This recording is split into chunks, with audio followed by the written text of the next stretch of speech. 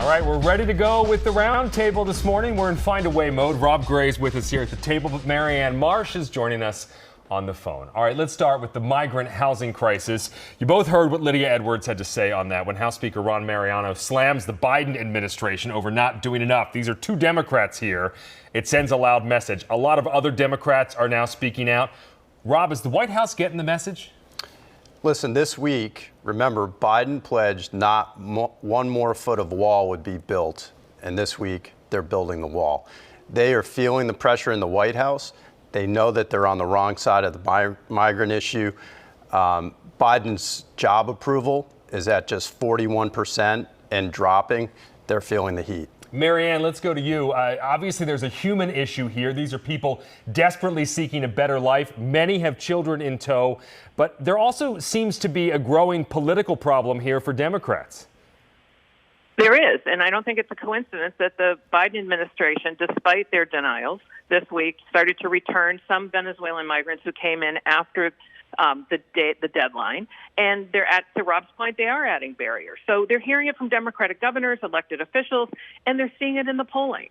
So they're acknowledging this. It's clear. And what they could be doing more of is, to Lydia Edwards' point, providing more resources. Give governors more of a heads up when migrants are coming to your state so they can work with local partners. Provide more money, provide more shelter, provide more services. If they did all of that, this is a manageable problem. We handled COVID. We can handle this. So why has it taken so long, though, Marianne? Because, I mean, the governor here declared an emergency weeks ago. It shouldn't have, but I think the White House didn't recognize the political consequences of this. I think they're to some quarters, they feel some parts of the Democratic Party, I understand it, feel that migrants aren't being treated well. You now see protests outside of certain hotels, et cetera, et cetera.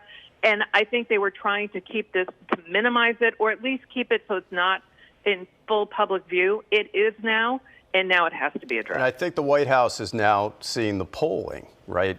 Yeah. 67% of voters think the country is on the wrong track. When Donald Trump lost in 2020, only 55% thought the country was on the wrong track. So it's building up, and the White House is reacting. All right. Well, optics also. Oh, go ahead, Marianne. Sorry, just one quick thing. Rob's right to cite polling, but I think it's the polling line on immigration that matters, not the overall number right now. All right. Well, optics are playing a big role here. The Army-Navy football game will be played at Gillette Stadium in December. Some hotels near the stadium are now housing migrant families, and that has led to the cancellation of reservations for people, including veterans, who were coming to see the game. Now, presidential candidate Ron DeSantis has jumped all over this. Does this make Massachusetts a political football? What do you think, Rob? Well, it lights the fuse, and this fuse has 6-7 weeks to burn until that game. So it's likely to be even more of a national story than it already is. And you know, for a lot of people, the migrant crisis has been under the radar. This is one of those things that brings it home. We're now seeing hotels taken over in suburban communities. This crisis is moving out of the cities, and voters are starting to get upset about it. We saw a fire at a migrant hotel in Sutton. It's not just a city issue anymore. And suburban school districts are trying to find space for the migrant children. Marianne? Marianne, what do you think? Well, Ron DeSantis' presidential campaign is a deflated football, so we'll leave that there. All right. Second, our veterans fought wars to defend our Constitution and freedom, and that includes people who seek asylum. And last but not least, let's hat tip to the Geary Hotel Management Company that runs several hotels around Gillette, and they issued a statement saying, quote, "We consider it a privilege to offer a safe haven to those who have been forced to flee their homes due to challenging circumstances, and our enthusiasm stems from our belief in the fundamental values of compassion and unity." Be like the Geary Hotel Management. But Marianne, there's nothing wrong with hotel chains, you know, letting migrants book the entire hotel, but it's really not migrants, it's the state. It's being paid for with taxpayer dollars. And that's part of the political math that's coming home to voters right now. We also saw a lot of former Speaker Kevin McCarthy talking a lot about even Massachusetts governor has declared a state of emergency. So it seems like Massachusetts is certainly in the conversation when it comes to the playbook. Well, so speaking of Kevin McCarthy, he's no longer the speaker. The speaker-less House will be back in session in a couple of days. Hopefully they'll be able to pick a new speaker, although who knows.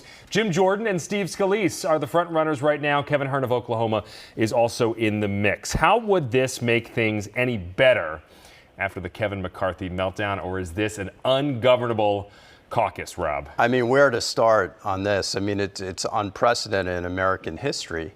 And, you know, you look at Kevin McCarthy and you're like, what was he thinking? Like, he made a deal with the White House to extend the debt limit, but didn't put into the deal any protection for himself. He just needed a handful of Democrats to vote present, and he would have stayed as Speaker. Stupid of him not to have put that into the deal.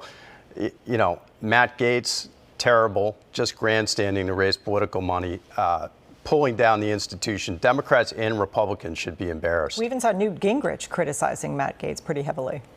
Sure, and you know, he was empowered by Kevin McCarthy's weak political position and political math, but McCarthy was stupid in all of this. Marianne, did Democrats make a mistake by not rescuing Kevin McCarthy?